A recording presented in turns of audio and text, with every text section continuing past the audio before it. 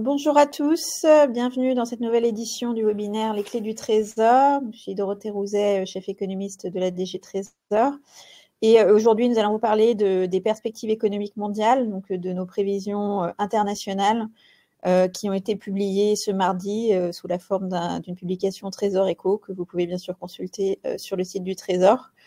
Alors, ça fait partie de notre exercice de prévision récurrent qu'on fait 2 fois par an, notamment parce que, d'une part parce que les prévisions internationales nous intéressent en elles-mêmes et aussi parce que ça informe notre prévision de croissance et les tendances de croissance pour la France. Et je pense qu'à cet égard, il est important de mentionner l'importance de ces prévisions internationales ou de comprendre ce qui se passe à l'étranger, à la fois pour comprendre les tendances récentes de la croissance française et les perspectives de moyen terme. Du côté des tendances récentes, la prévision du gouvernement pour 2024 a été révisée récemment à la baisse à 1% contre 1,4% précédemment.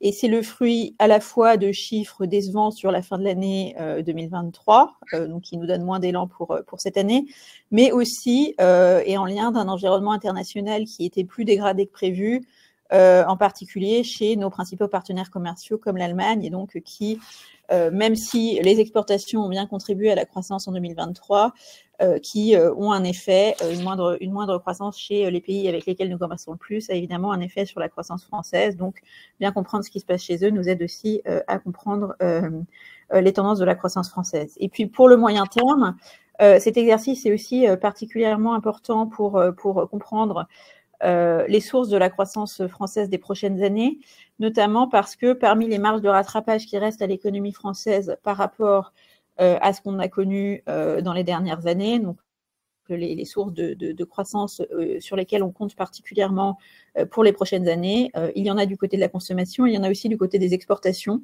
puisque depuis 2020, nous avons perdu des parts de marché, nous avons perdu environ 15 points de performance à l'exportation, en partie pour des raisons assez sectorielles, notamment le retard de redémarrage de l'aéronautique. Mais donc, il y a une partie de ces parts de marché qu'on s'attend à rattraper, mais ça dépend également, je dirais, du contexte de l'économie mondiale qui déterminera aussi le dynamisme de nos exportations. Donc, c'est aussi pour ça important de comprendre de bien creuser notre scénario de perspective économique internationale et de comprendre quels en sont les moteurs. Et puis enfin, pour comprendre les risques autour de nos perspectives économiques, à la fois françaises, européennes, mondiales, beaucoup d'aléas sont de nature internationale, qui soient de l'ordre géopolitique, de la politique monétaire, du policy mix en général.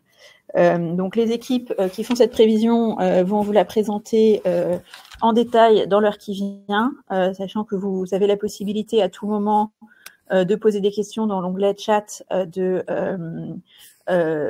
donc sur votre écran, questions auxquelles nous efforcerons de répondre au mieux à la fin de la présentation. Voilà, sur ce, je passe tout de suite la parole à Cyprien pour commencer à vous présenter le détail de nos perspectives économiques mondiales.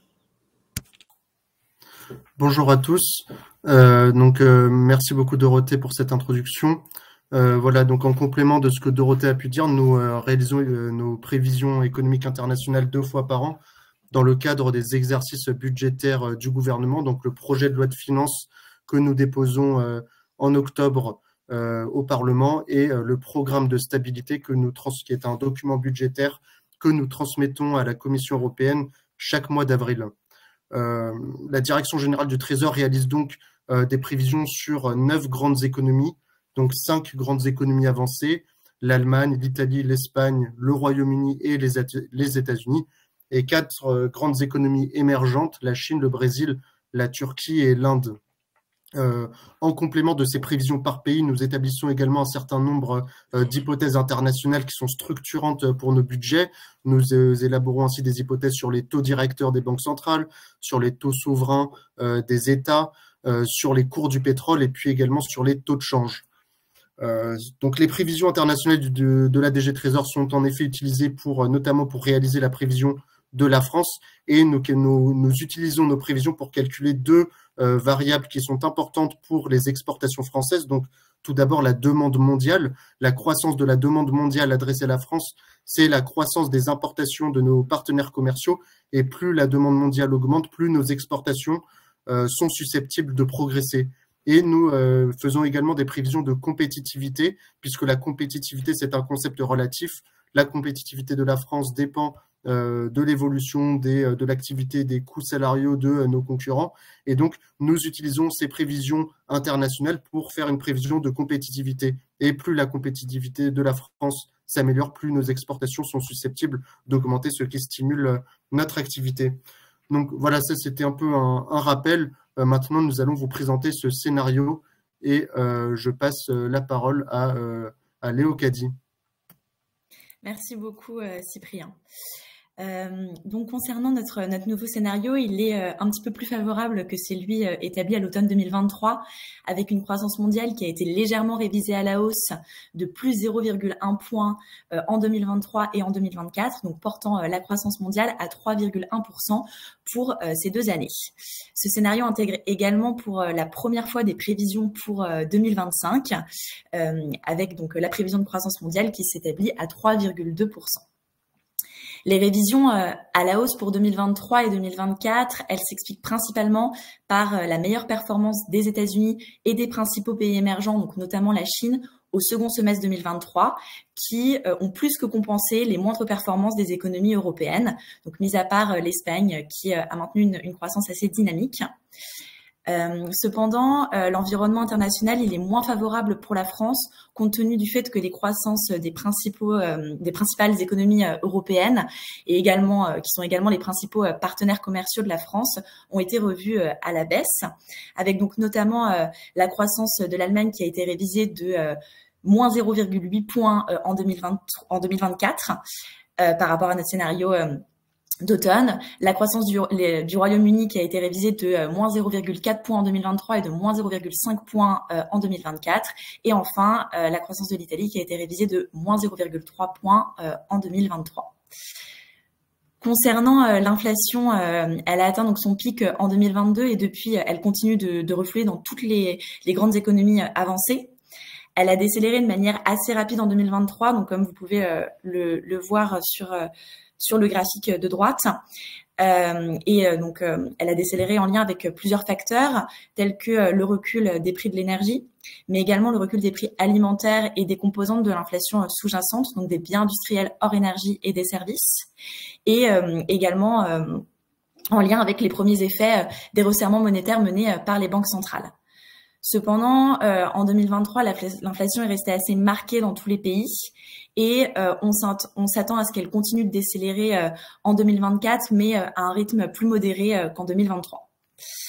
Et je vais repasser la parole à Cyprien pour nous présenter les hypothèses financières. En effet, pour réaliser nos budgets économiques, nous nous appuyons sur un certain nombre d'hypothèses, donc des hypothèses notamment en matière de politique monétaire et en matière de cours du pétrole. Alors tout d'abord, concernant la politique monétaire, donc pour rappel, les banques centrales ont procédé en 2022 et sur le premier semestre 2023 des hausses historiques et coordonnées de leurs taux directeurs.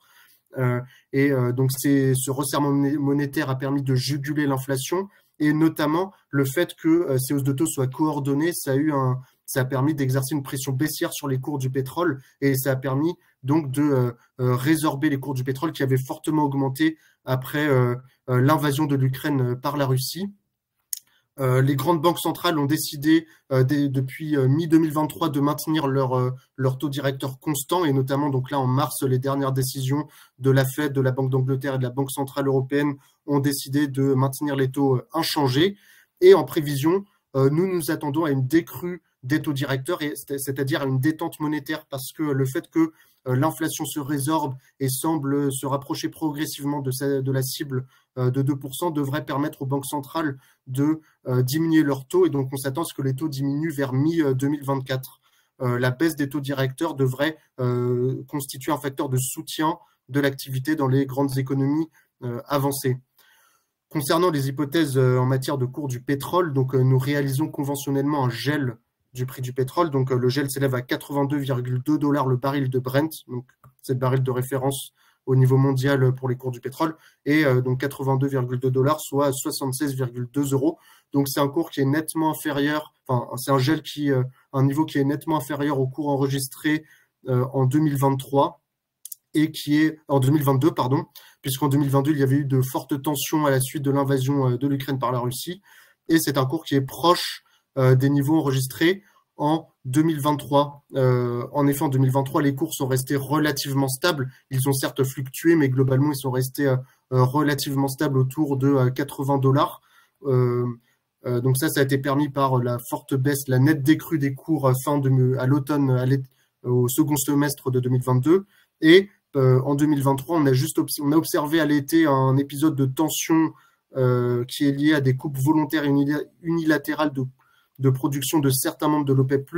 Donc, certains États de l'OPEP+ ont décidé de baisser leur production ou leurs exportations de pétrole pour exercer une pression haussière sur les cours, mais on observe que ces décisions n'ont pas eu d'impact durable sur les cours.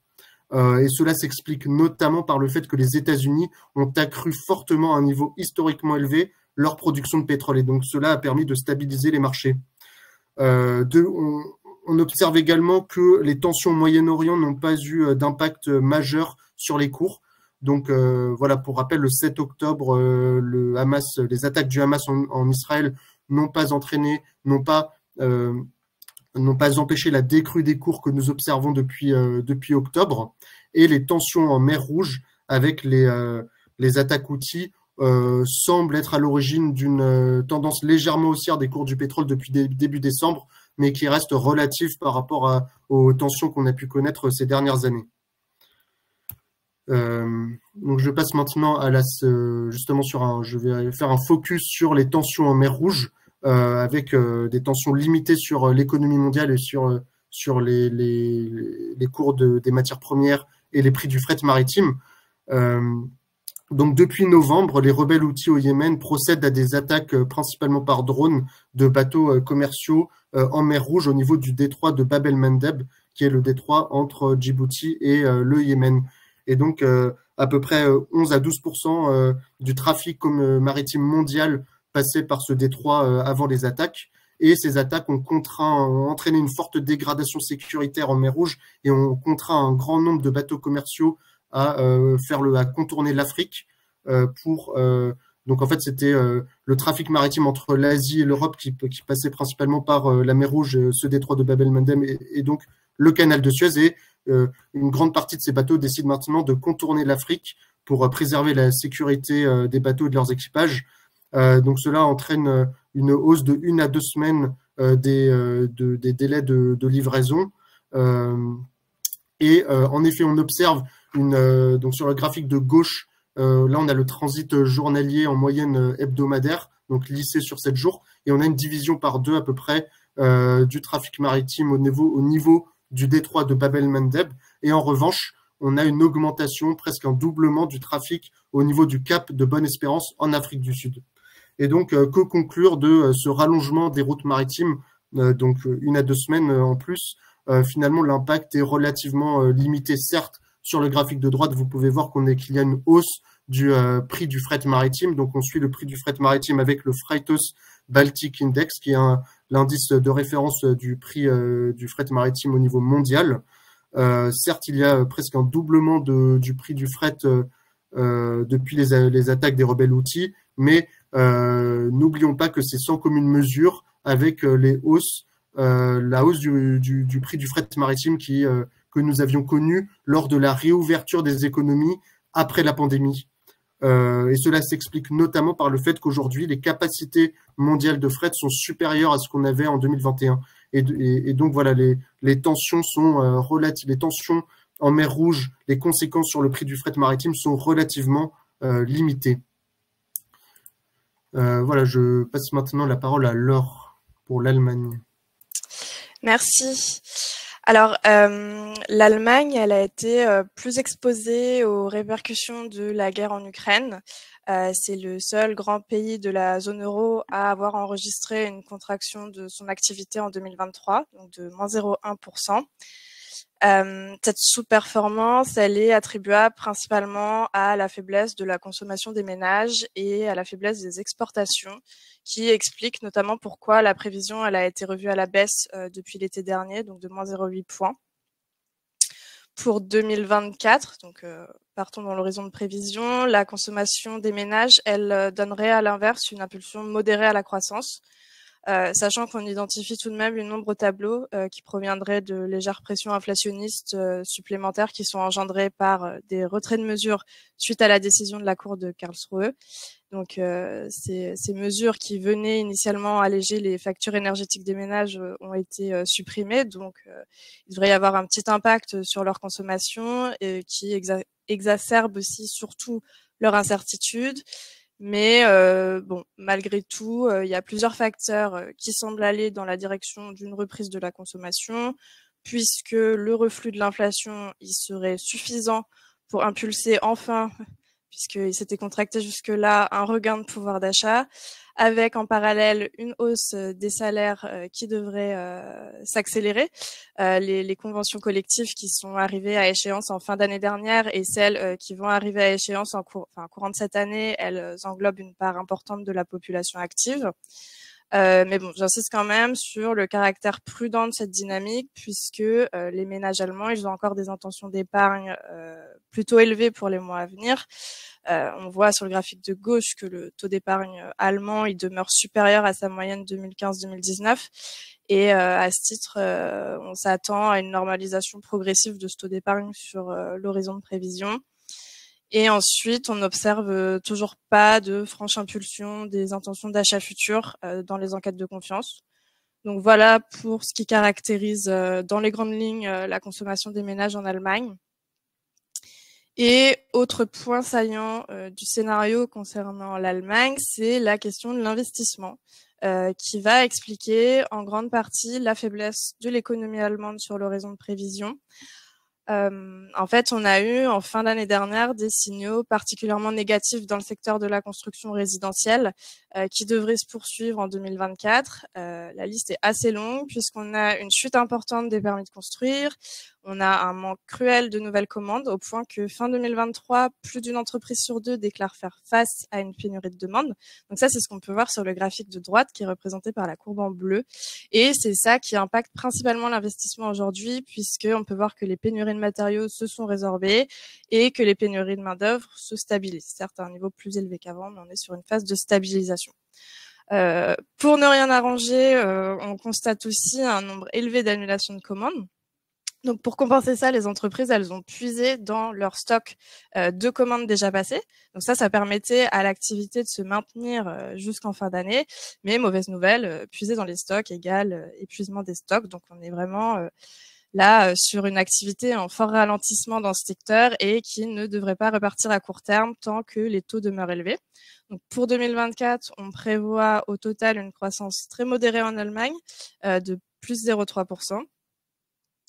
Et pour ce qui est de 2025, l'activité, elle devrait se montrer progressivement plus dynamique avec une croissance de 1,2%, sachant que cette prévision pour 2025, elle est soumise au risque de consolidation budgétaire.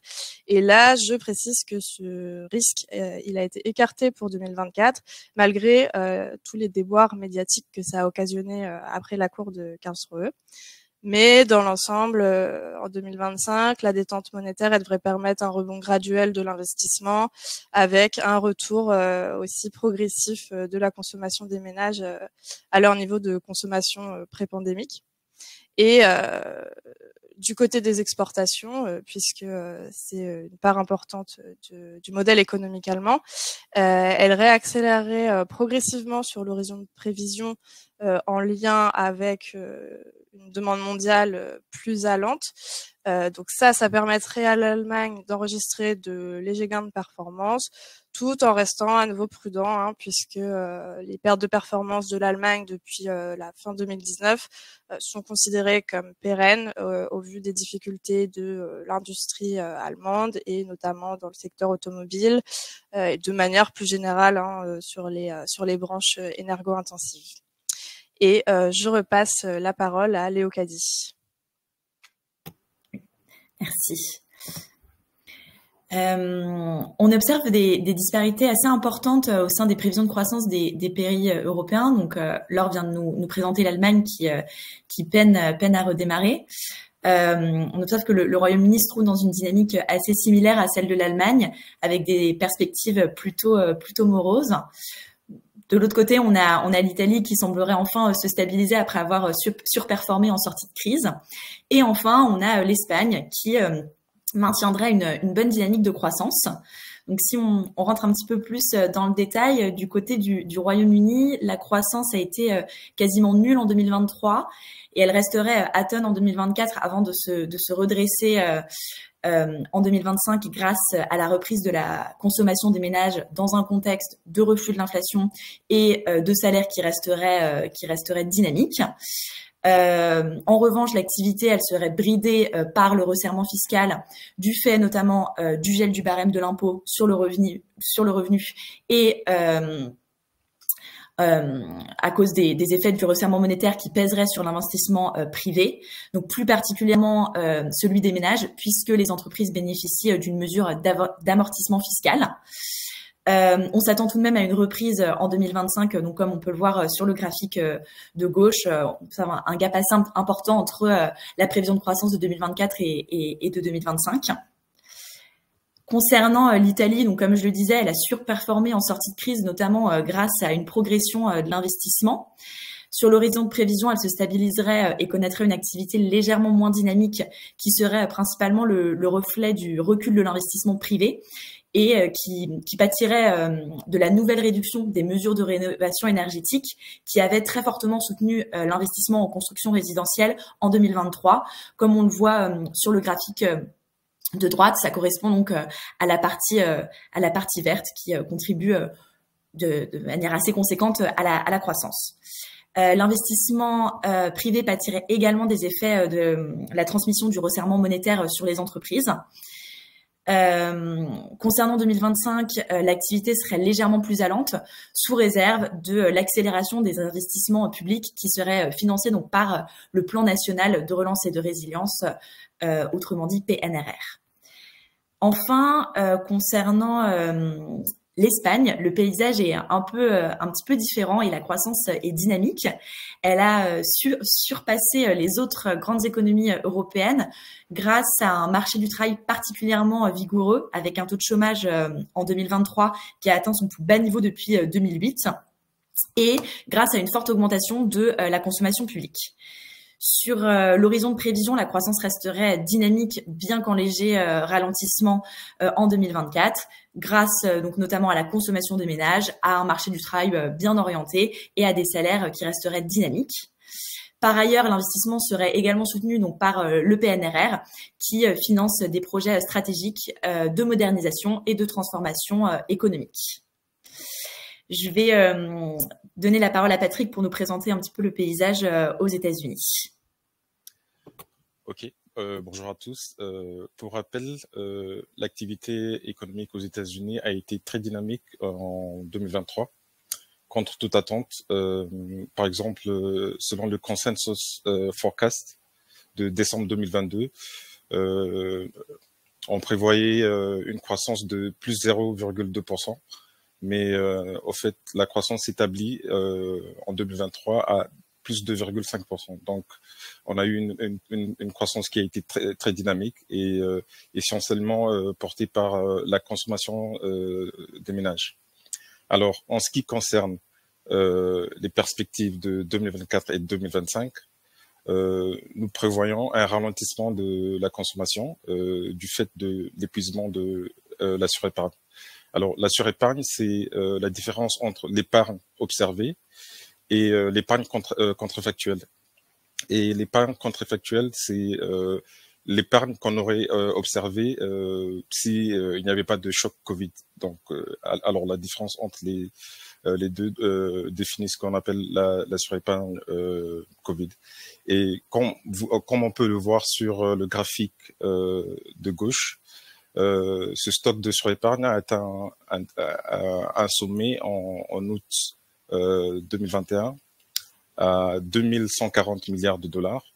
Et en décembre 2023, on en est à 202 milliards. Donc, vous voyez très bien que il y a une forte baisse de cette surépargne. Et aussi, un autre facteur qui va affecter la consommation sur l'horizon de prévision est la reprise du remboursement des prêts étudiants, qui concerne environ 43 millions d'Américains, donc à peu près 13% de la population. Et cela aura aussi un impact négatif sur la dynamique de la consommation. Alors, du côté investissement, tout d'abord, en 2023, on voit très bien que l'investissement privé a été porté par la propriété intellectuelle, mais aussi plus fortement par la construction des entreprises. Alors là, il faudra signaler que nous avons l'IRA et le CHIPS Act, qui sont des plans d'investissement, ont beaucoup soutenu la construction des usines dans le domaine de l'électricité, l'électronique et l'informatique. Et donc ça, c'est ce qui s'est passé en 2023. Alors sur l'horizon de prévision, nous prévoyons que l'investissement resterait dynamique, premièrement parce que nous nous attendons à ce que la baisse des taux d'intérêt va booster l'investissement résidentiel et aussi l'investissement en équipement. Et par ailleurs, en ce qui concerne l'investissement en équipement, on s'attend à ce que les usines qui ont été construites en 2023 puissent bénéficier de besoins en termes d'investissement. Donc, et ça va booster aussi l'investissement en équipement en 2025. Alors, tout compte fait, lorsque nous considérons une consommation qui est en perte de dynamisme et l'investissement qui reste certes dynamique, on s'attend à ce que l'activité économique puisse ralentir sur des raisons de prévision. Donc, la croissance du PIB serait de 2,3% en 2024 et puis on passerait à 1,4% en 2025. Je passe la parole à Léo Kadi.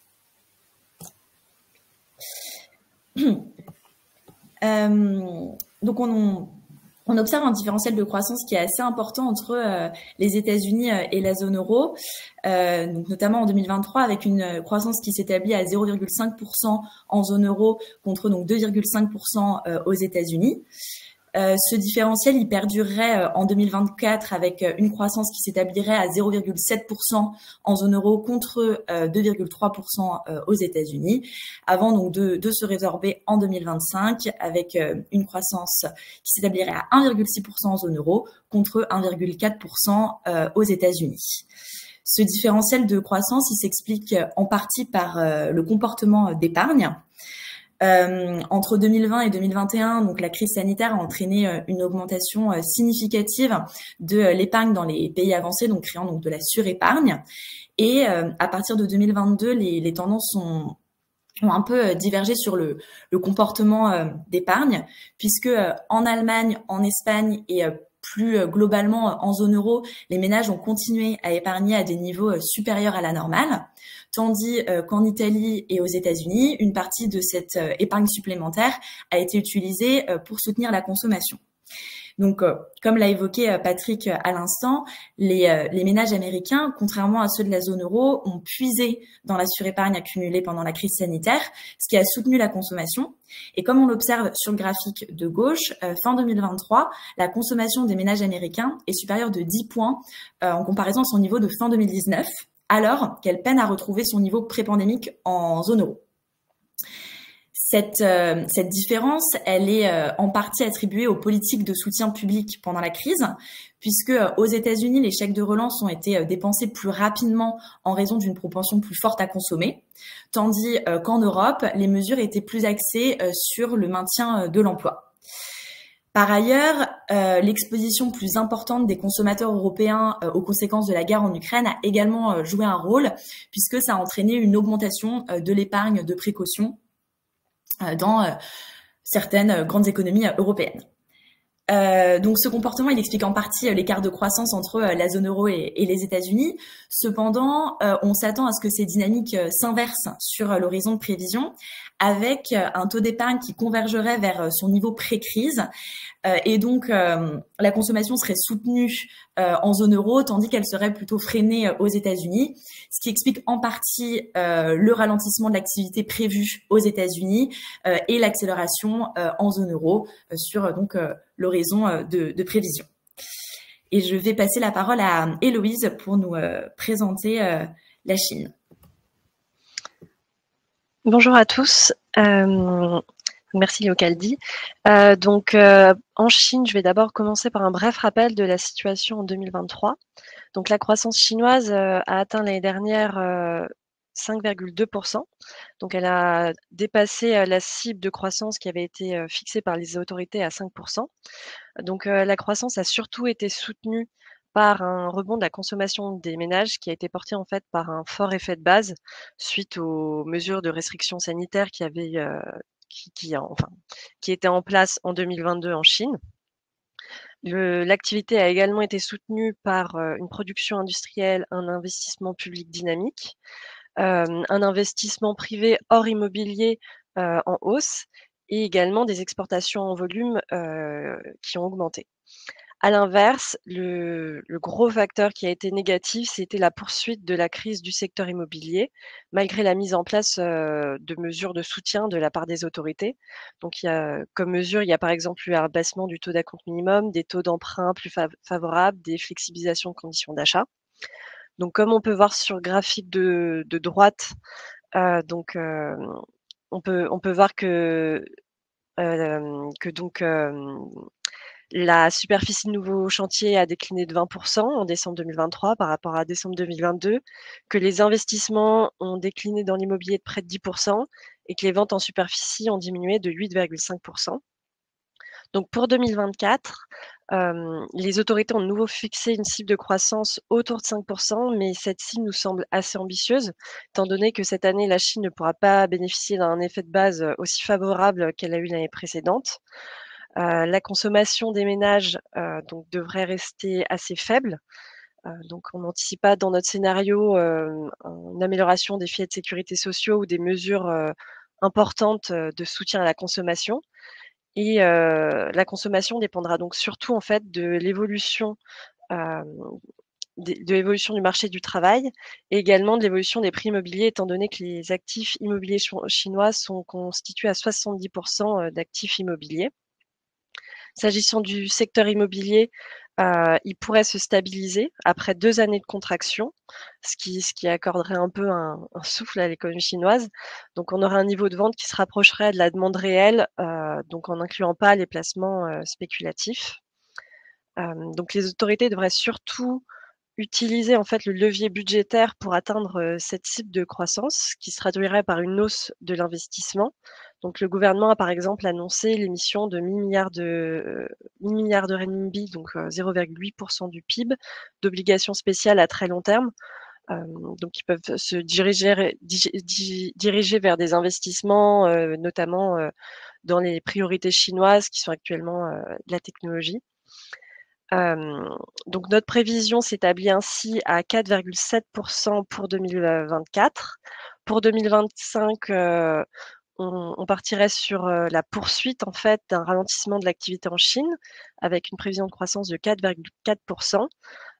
Donc ce ralentissement en fait structurel de l'économie chinoise s'explique surtout par les vulnérabilités structurelles de la Chine, donc à savoir l'absence de rééquilibrage de son modèle de croissance vers la demande intérieure, des investissements élevés qui ont des rendements de plus en plus faibles et une situation démographique défavorable.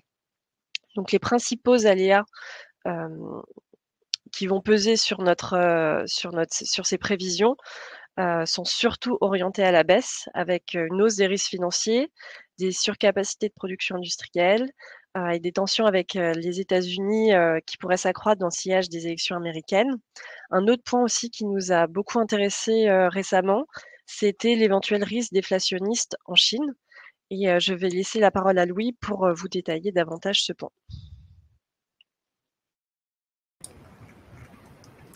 Merci Louise. Alors, effectivement, un des points qui a pu marquer l'année chinoise 2023 a été la très faible inflation qu'a connue le pays sur l'année. Donc pour rappel, on a eu une inflation de plus 0,2% en Chine en 2023, à rebours du reste de l'économie mondiale, et une inflation sous-jacente à plus 0,7%.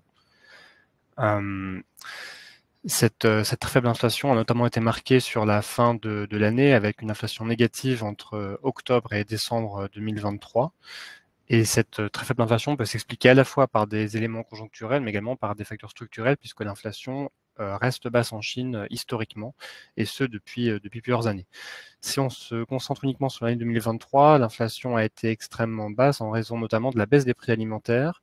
Et cette baisse des prix alimentaires a été en grande partie alimentée par la baisse du prix du porc, qui suit des évolutions cycliques et qui est un des déterminants principaux de l'inflation en Chine. On a également observé une baisse des prix énergétiques et notamment des carburants. Les carburants ont connu une baisse de moins 5% en glissement annuel en 2023. Et cette baisse des prix énergétiques s'explique en grande partie par l'encadrement des prix qui a été renforcé sur ces produits sur l'année 2023. Et enfin, on observe une baisse des prix manufacturiers. Alors, c'est ce qu'on peut observer de façon assez lisible sur le graphique de gauche avec la courbe en rouge qui représente les prix à la production. C'est cette baisse des prix à la production qui a été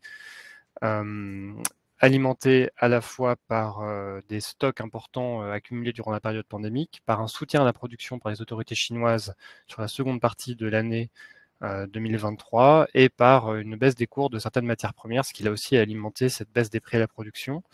Cette baisse des prix à la production a fait face à une demande qui était en berne sur l'année, avec un rebond de la consommation limité malgré la réouverture de l'économie, avec une épargne importante, mais principalement redirigée vers le remboursement des dettes, Héloïse en a parlé, immobilières des ménages chinois, et une consommation qui s'est principalement dirigée sur les services sur l'année 2023. Donc on a ce déséquilibre offre-demande qui s'est accentué en 2023, ce qui explique là aussi une grande partie de cette très faible inflation sur l'année 2023. À noter que l'inflation a pu être positive, mais de façon limitée dans les services, à plus 1% sur l'année, en raison de la reprise notamment du tourisme, de la restauration, mais que les services eux-mêmes ont subi le contre-coup de la crise immobilière, puisque la stagnation des loyers a contribué à ce que cette inflation des services soit limitée à justement 1%. À noter également que les difficultés du marché du travail se sont poursuivies en Chine avec un chômage élevé chez les jeunes qui a pu peser à la baisse sur les salaires et là aussi alimenter ces pressions déflationnistes. Toutefois, il nous a semblé important de rappeler que cette faible inflation en Chine est historique, qu'elle est structurelle et qu'elle s'explique par trois principaux éléments. Le premier, c'est un déséquilibre offre-demande qui n'est pas nouveau, qui existe depuis plusieurs années dans le pays, qui peut expliquer que l'inflation, par exemple, si on prend la période 2012-2022, n'a été que de 2% en moyenne en Chine contre 3,9% pour le reste, pour l'économie mondiale. Autre point structurel important, c'est l'exode rural, donc des populations rurales, des Mingyong qui vont arriver dans les grandes villes chinoises, et cet exode se poursuit et pèse à la baisse sur les salaires. Et enfin, dernier point, bien sûr, l'encadrement des prix, qui est important en Chine, qui contribue à cette faible inflation et qui limite la transmission des politiques publiques, et notamment du levier monétaire. En effet, il nous apparaît, et c'est ce que l'on voit sur le graphique de droite, que la politique monétaire rend un levier d'action limité pour les autorités chinoises et un levier par ailleurs assez peu mobilisé avec quelques baisses de taux qui ont eu lieu sur l'année 2023, qui nous amènent aujourd'hui à avoir un taux à 5 ans à 3,95% et un taux à 1 an à 3,45%. Ce sont des taux évidemment qui paraissent bas au regard du reste de l'économie mondiale, mais qui de fait limitent la marge de manœuvre des autorités via le levier monétaire.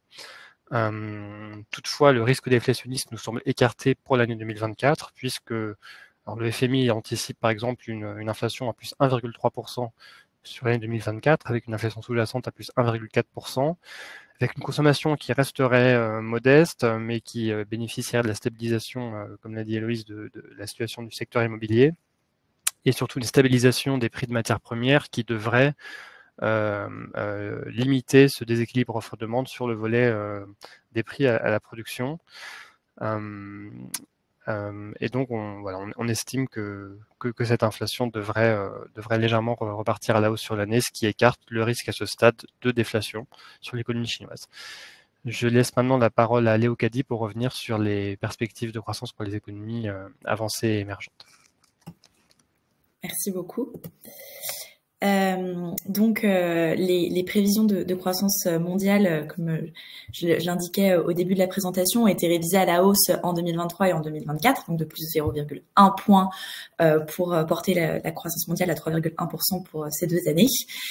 Cela donc est notamment dû aux meilleures performances des États-Unis et des grandes économies émergentes, donc au second semestre 2023. Et donc, en effet, on a révisé par rapport à nos prévisions d'automne, à la hausse nos prévisions de croissance donc des États-Unis de plus 0,4 points en 2023 et de plus 1,5 points en 2024, de la Chine de plus 0,2 points en 2023 et en 2024, et du Brésil de plus 0,8 points en 2023 et plus 0,4 points en 2024. En 2025, la croissance mondiale devrait être légèrement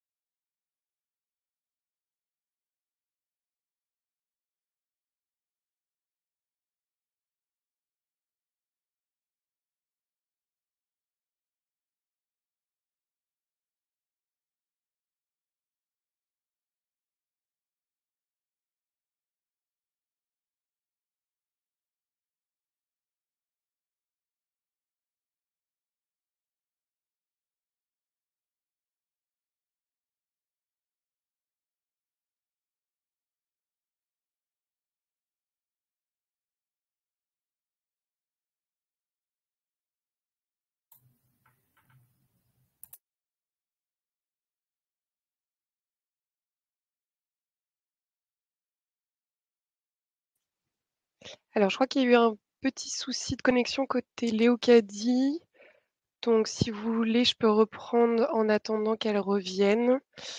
Donc, elle revenait sur les tendances donc de la croissance mondiale. Ah, elle est de retour. Vous m'entendez? Ouais. Ah, pardon. Du coup, je sais pas où ça s'est arrêté. Tu peux reprendre du début, je pense. Ok, autant pour moi, je ne sais pas ce qui s'est passé. Donc du coup, je revenais sur les prévisions de croissance mondiale qui ont été révisées à la hausse en 2023 et 2024 de plus 0,1 point, portant la croissance à 3,1% pour ces 2 années. Cette révision s'explique principalement par des meilleures performances au second semestre des États-Unis et des économies avancées. Et des économies émergentes, pardon, puisque en effet, on a révisé à la hausse nos prévisions donc pour les États-Unis de plus 0,4 points en 2023 et de plus 1,5 points en 2024, de la Chine de plus 0,2 points pour 2023 et 2024, et du Brésil de plus 0,8 points en 2023 et plus 0,4 points en 2024. En 2025, la croissance mondiale devrait légèrement augmenter pour atteindre 3,2%, donc un niveau qui reste un petit peu en deçà de sa moyenne pré-crise sanitaire, qui s'établissait à 3,4%.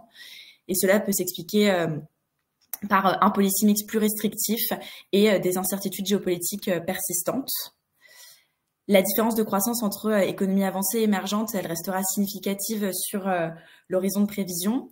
Donc, en 2024, la prévision pour les économies avancées s'établit à 1,5%, pardon, contre 4,1% pour les économies émergentes. Et en 2025, la prévision de croissance des économies avancées s'établirait à 1,6% contre 4,3% pour les économies émergentes. Cet écart, il reflète principalement un potentiel de croissance plus élevé du côté des pays émergents qui sont encore en phase de rattrapage. Et cette différence, elle est cependant plus importante qu'avant la crise sanitaire, puisqu'elle était en moyenne sur la période 2015-2019 de 2,1 points. Et cela s'explique principalement puisque les économies émergentes retrouveraient leur niveau d'avant-crise, contrairement aux économies avancées sur l'horizon de prévision. Alors, on va passer maintenant au commerce mondial. Hop. Donc, malgré la résilience de l'économie, le commerce mondial a décliné en 2023. Cette baisse, elle s'explique par plusieurs facteurs. D'une part, la Chine a connu une nouvelle vague de Covid-19 fin 2022. Par ailleurs, il y a eu un ralentissement de la demande intérieure et de l'activité manufacturière dans les économies avancées en 2023. Et enfin, il y avait eu donc une accumulation de stocks durant les périodes de tension sur les chaînes d'approvisionnement qui ont été utilisées en 2023. Donc, ces différents facteurs ont contribué à la déclinaison du commerce mondial en 2023. Le commerce mondial, il devrait reprendre en 2024, mais à un rythme moins soutenu que la croissance économique. Et cela est notamment dû à un affaiblissement de la demande en biens d'investissement qui est fortement lié au commerce, qui sont fortement liés au commerce international en raison des effets du resserrement monétaire. En 2025, la croissance du commerce devrait surpasser la croissance économique, reflétant un regain des échanges dans les économies avancées après la faible progression enregistrée en 2023 et en 2024. Concernant la demande mondiale, adressée à la France, elle progresserait moins que le commerce mondial. Malgré la légère révision à la hausse de la croissance mondiale par rapport à l'automne dernier, l'environnement international il serait moins propice pour l'économie française qu'initialement espéré. En 2024, la croissance du commerce mondial elle serait davantage tirée par les pays émergents que par les pays avancés, en particulier les pays européens avec lesquels la France commerce le plus et dont l'activité a été revue à la baisse. Cependant, en 2025, la demande mondiale adressée à la France devrait nettement accélérer, puisqu'elle serait principalement portée par la croissance plus dynamique des économies de la zone euro. Je vais repasser la parole à Cyprien pour nous parler des principaux aléas de ce scénario.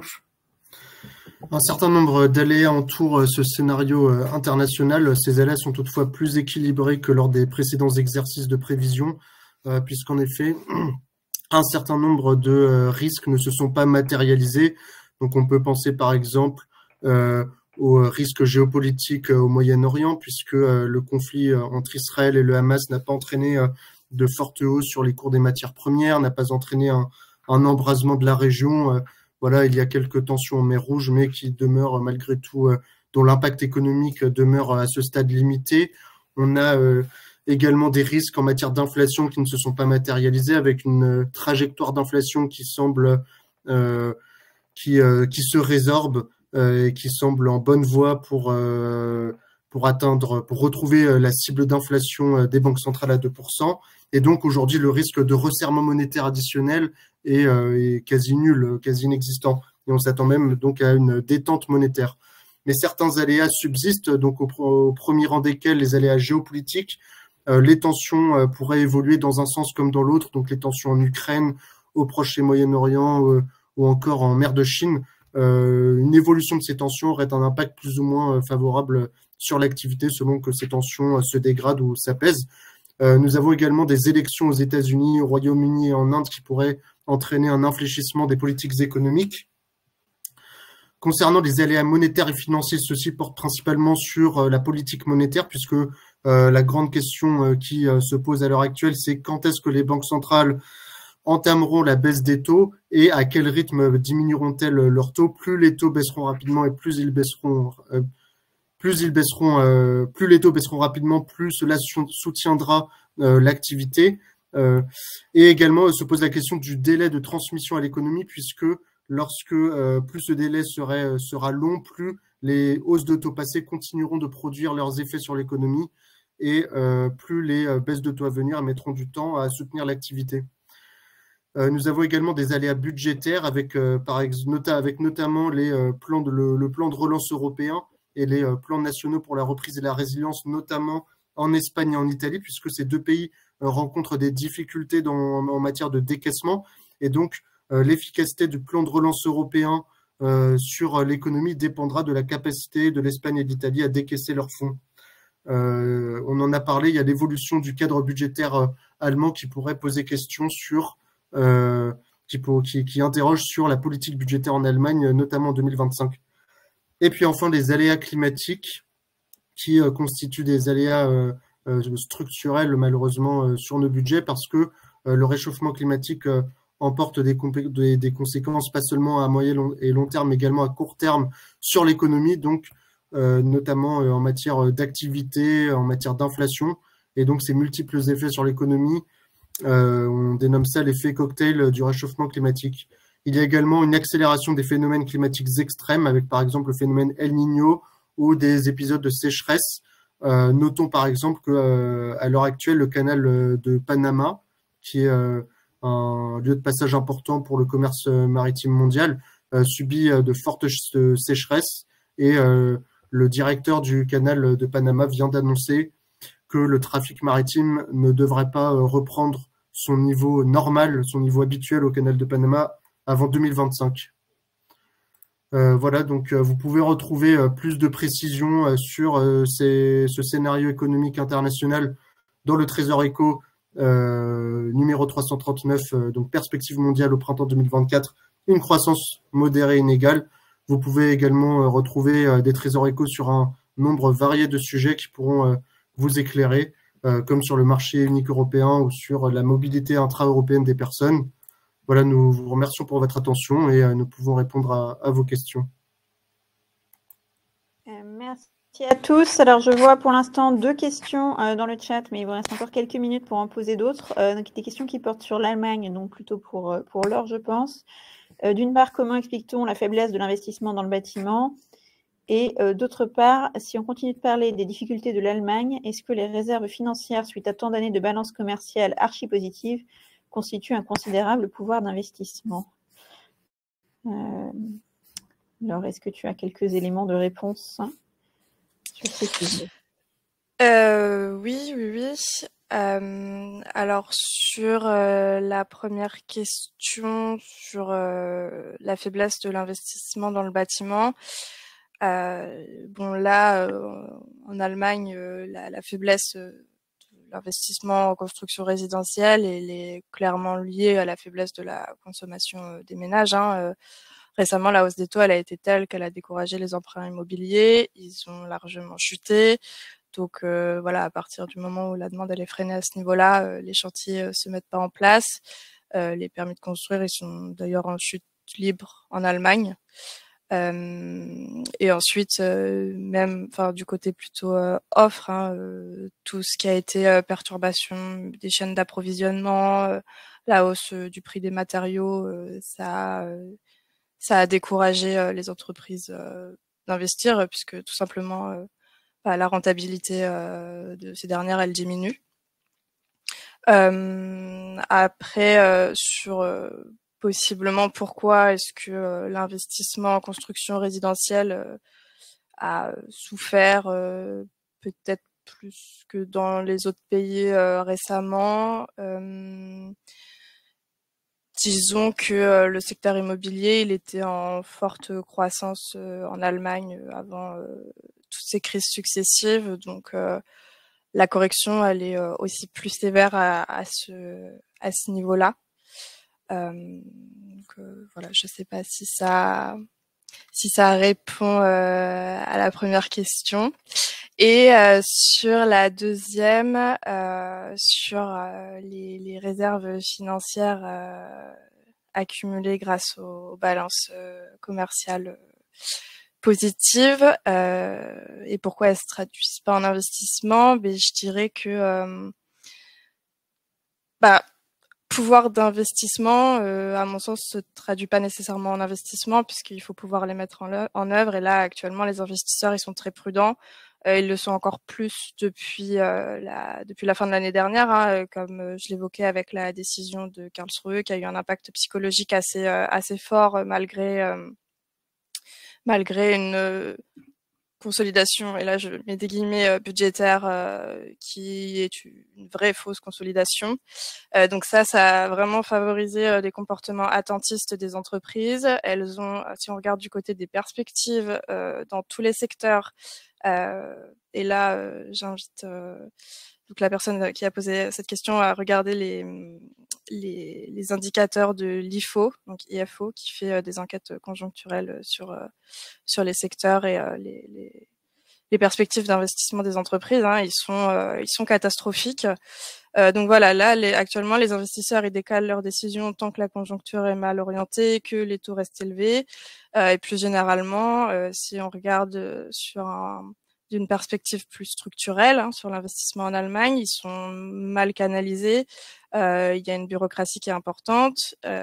Donc ça nécessite de grosses réformes dans les années à venir. Et on a plus généralement un problème de difficultés à recruter dans les entreprises, des difficultés surtout sur les recrutements de main-d'œuvre qualifiée.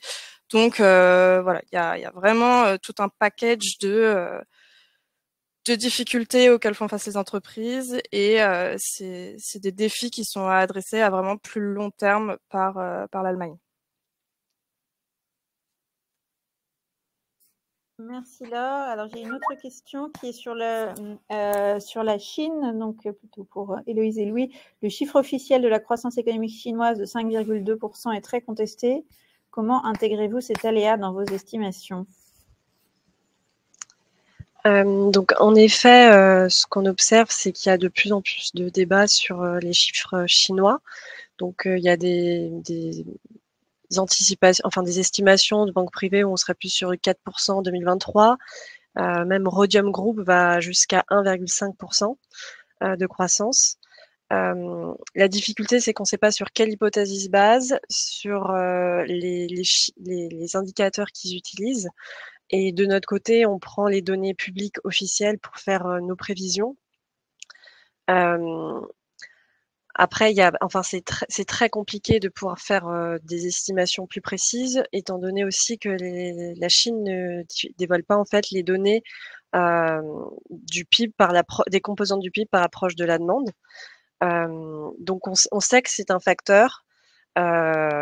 On l'intègre. Après, ce qui va surtout en tout cas affecter la France, c'est les importations chinoises, où là-dessus en tout cas on a les données, on peut aussi avoir les données miroirs, et on a des données en tout cas claires et fiables. Et donc c'est surtout cet aspect-là qui va nous intéresser au sein de la DG Trésor.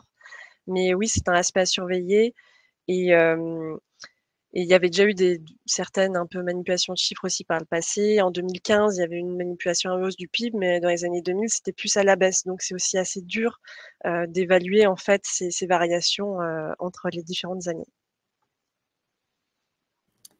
Merci. Une dernière question pour les 2 minutes qui nous restent. Donc, quelqu'un nous demande, auriez-vous quelques éléments d'analyse concernant le Brésil ? Alors, je précise effectivement qu'on fait des prévisions pour plus de pays que ceux que nous avons couverts dans cette présentation pour des questions de temps. Donc, vous pouvez retrouver aussi à la fois les chiffres et un peu plus d'éléments sur notre publication qui couvre notamment un certain nombre de pays émergents. Mais peut-être, Louis, si tu as quelques mots à dire sur notre analyse du Brésil. Oui, rapidement sur le Brésil, quelques points qu'on a pu relever qui sont marquants selon nous pour 2023 et 2024. En 2023, c'était une croissance plus forte qu'attendue à 2,9%, qui a été portée en grande partie par des exportations agricoles et d'hydrocarbures records, avec un excédent commercial de près de 100 milliards de dollars, et une croissance qui a aussi été soutenue par une consommation résiliente, notamment grâce aux systèmes d'aide mis en place pendant le Covid qui ont été pérennisés. Pour 2024 et 2025, on s'attendrait à un ralentissement, un léger ralentissement de la croissance brésilienne à 1,7% en 2024, puis un léger rebond à 2% en 2025, en raison notamment des effets que vont produire des réformes qui ont été mises en place ou sont en train d'être mises en place depuis 2023. Qui sont au nombre de 3, une réforme budgétaire qui a déjà été approuvée par le Congrès, qui selon nous a eu un effet signal important pour les marchés et explique en partie les bonnes prévisions qu'on observe et qui sont plutôt à la hausse pour 2024. La réforme fiscale qui a été en partie approuvée au Congrès et qui là aussi devrait avoir des effets, un effet signal important à court terme et des effets très positifs à plus long terme. Et enfin l'assouplissement de la politique monétaire qui se poursuit avec une nouvelle baisse qui a eu lieu très récemment, qui a été entamée à l'été dernier et qui là aussi devrait se transmettre progressivement à l'économie, mais qui devrait soutenir la consommation et par la consommation soutenir l'activité économique.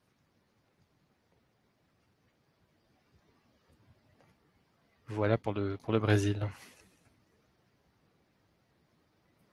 Merci beaucoup. Nous arrivons à midi pile. Donc, merci à tous de nous avoir suivis. Et évidemment, vous pouvez trouver plus d'informations sur notre site et nos publications à l'adresse qui est sur l'écran. Merci et bonne journée à tous.